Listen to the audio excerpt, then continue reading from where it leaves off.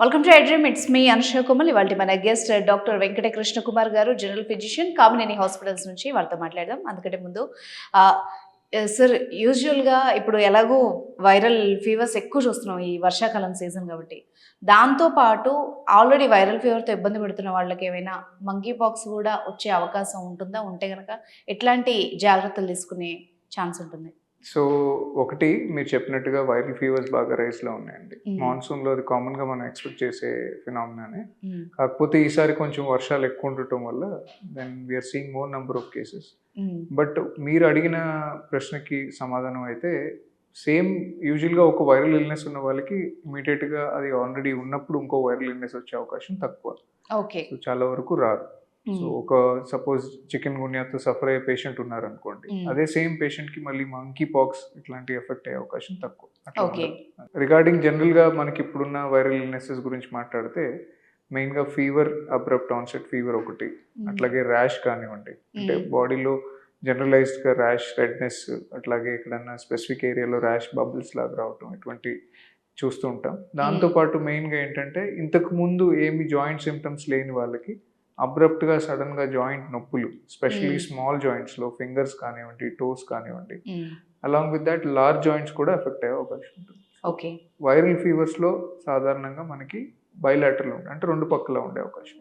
And doctor, చాలా మంది viral fever వచ్చి తగ్గిన తర్వాత కూడా చాలా మంది ఈ జాయింట్ పెయిన్స్ ఏవైతే ఉంటాయో అవి కొన్ని నెలల తరబడి ఉంటున్న పరిస్థితి మనం చూస్తున్నాం. నిజంగా అంత లాంగ్ జాయింట్ పెయిన్స్ ఉంటాయా? కరెక్ట్ అండి, మీరు చెప్పిన పాయింట్ కరెక్టే. అంటే ఈ వైరల్ ఫీవర్స్ అన్ని ఇప్పుడు ఏదైతే మనం చూస్తున్నామో అవన్నీ బ్రాడ్ కేటగిరీలో వెక్టర్ బాండ్ డిసీజెస్ అంటాము. ఇవి మెయిన్గా మస్కిటో బైట్స్ వల్ల, మస్కిటో బైట్లో వైరస్ ట్రాన్స్మిట్ అవుతుంది. సో చికెన్ గున్యా కానివ్వండి, అట్లాగే డెంగ్యూ కానివ్వండి, అట్లాగా ఒక్కొక్కసారి హెపటైటిస్ వైరసెస్ వల్ల కూడా మనకి ఈ ఆర్థరైటిస్ సిమ్టమ్స్ ఉంటాయి. బట్ మీరు చెప్పిన పాయింట్ స్పెసిఫిక్గా మనకి చికెన్ గున్యాకి ఎక్కువగా రిలవెంట్గా ఉంటుంది. అంటే చికెన్ గున్యాతో సఫర్ అయిన పేషెంట్స్ కొంతమందికి కొన్ని వారాల నుంచి నెలల వరకు కూడా వైరల్ ఫీవర్ తగ్గిన తర్వాత జాయింట్ పెయిన్స్ ఉండేదానికి అవకాశం ఉంటుంది. అది ఎందువల్ల అంటే మెయిన్గా జాయింట్స్ ఏవైతే ఉన్నాయో జాయింట్ లోపల లైనింగ్ ఉంటుంది, దాన్ని సైనోవియం అంటాం. ఆ లైనింగ్ అనేది వైరల్ ఇల్నెస్ వల్ల, అలాగే బాడీ ఏదైతే వైరస్ని ఫైట్ చేయడానికి యాంటీబాడీస్ ప్రొడ్యూస్ చేస్తుందో అవి ఒక్కొక్కసారి ఆ జాయింట్స్ని కొద్దిగా డ్యామేజ్ చేస్తాయి లైనింగ్. దానివల్ల ఒక్కొక్కసారి రెసిడ్యువల్ సిమ్టమ్స్, అంటే వైరల్ ఇల్నెస్ తగ్గుతుంది, వైరల్ ఇల్నెస్ తగ్గి ఒక 1 month కూడా అవుతుంది, ఆ తర్వాత కూడా కొద్దిగా జాయింట్ సిమ్టమ్స్ మెయిన్గా ఏంటంటే స్టిఫ్నెస్ ఆఫ్ ద జాయింట్స్ అంటాం. అంటే ఫ్రీ మూమెంట్ లేకపోవడం, నార్మల్గా ఏదైతే యాక్టివిటీ చేసుకోగలుగుతారో దానిలో కొద్దిగా ఇబ్బంది ఉండడం, అంటే చేత్తో ఏమైనా వస్తువులు పట్టుకోవడంలో కానివ్వండి, గ్రిప్ చేయడంలో కానివ్వండి, అలాగే నడుస్తున్నప్పుడు వెయిట్ బేరింగ్ జాయింట్స్, యాంకిల్లో, ఈ నీ జాయింట్లో కొద్దిగా ఇబ్బందిగా ఉంటుంది. అలాగే కొద్దిగా వాపులు ఉండే అవకాశం, స్వెల్లింగ్ అంటారు, స్వెల్లింగ్ ఉండే ఛాన్స్ కూడా ఉంటుంది. సో ఇవన్నీ ఏమి ఇండికేట్ చేస్తాయి అంటే జాయింట్ లోపల లైనింగ్ ఏదైతే మనం అనుకున్నామో అది ఇరిటేట్ అయినప్పుడు ఇటువంటి సిమ్టమ్స్ ఉంటాయి. అండ్ ఇప్పుడు మనం చికెన్ గున్యా కేసెస్ చూస్తున్నాం, డెంగ్యూ కేసెస్ ఫ్రీక్వెంట్గా కనిపిస్తూ ఉన్నాయి. మరి ఏ విధమైన జాగ్రత్తలు తీసుకోవాలి? ఆల్రెడీ వచ్చిన వాళ్ళు ఎలాంటి జాగ్రత్తలు తీసుకోవాలి? సో ఆల్రెడీ వచ్చిన పేషెంట్స్ గురించి మనం ముందు మాట్లాడదాం. ఏంటంటే మెయిన్గా ఇప్పుడు సపోజ్ అబ్రప్ట్గా ఫీవర్, నిన్న బాగానే ఉన్నారు, సడన్గా పొద్దున్న లేచేసరికి ఫీవర్ ఉంది, అట్లాగే బాగా నీరసం, విపరీతమైన నీరసం, headache, body pains, joint pains, కొద్దిగా ర్యాష్, ఇటువంటి సిమ్టమ్స్ ఉన్న వాళ్ళు మెయిన్గా ఫస్ట్ ఇమీడియట్గా దగ్గరలో ఉన్న హాస్పిటల్కి వెళ్ళి ఫిజిషియన్ని కలవటం ఇంపార్టెంట్. సో అప్పుడు ఏం జరుగుతుందంటే పేషెంట్కి ఉన్న సిమ్టమ్స్ సివియారిటీ బట్టి, అలాగే పేషెంట్ ఎగ్జామినేట్ చేసినప్పుడు మనకున్న ఫైండింగ్స్ బట్టి, సపోజ్ జాయింట్ ఇరిటేషన్ ఎక్కువగా అనిపిస్తే కనుక దానికి తగ్గట్టుగా అడ్మిట్ చేసి ట్రీట్ చేయటమా లేదా ఓపీడీ బేసిస్లో ట్రీట్ చేయటమా ఆ డాక్టర్ డిసైడ్ చేస్తారు. సో సాధారణంగా ఈ వైరల్ ఫీవర్స్ రెసిడ్యువల్ సిమ్టమ్స్ చాలా తక్కువ ఉంటాయి. అంటే మెయిన్గా మనం తొందరగా దాన్ని ఐడెంటిఫై చేసి ప్రాపర్గా ట్రీట్ చేసిన వాళ్ళు చాలా మంది నార్మల్ అవుతారు. అంటే మునుపు ఎలా ఉండేవారు, పాతగా ముందు ఫీవర్ రాకముందు ఎలా ఉండేవారో ఆ స్టేట్కి రిటర్న్ అవుతారు.